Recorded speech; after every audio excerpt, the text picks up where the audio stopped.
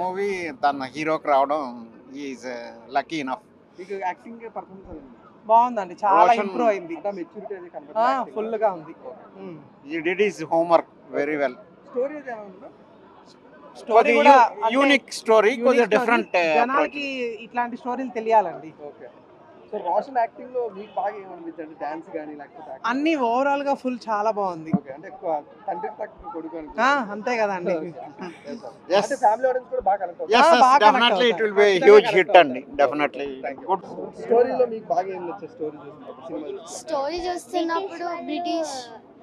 నిజాం వాళ్ళు వేరే అంటే వాళ్ళపైన దాడి చేయడం అలా చేశారు. దాన్ని వీళ్ళు వదిలేయకుండా దాన్ని నిలబడడానికి వాళ్ళు కూడా పోరాడారు. ఓకే, మీకు బాగా నచ్చిన సీన్స్ ఏమైనా ఉన్నాయా సినిమాలో?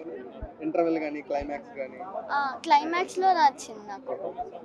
సాంగ్స్ బాగా సాంగ్స్ బాగున్నాయా? ఓకే. హీరో యాక్టింగ్ ఎలా అనిపించింది? హీరో యాక్టింగ్ చాలా బాగా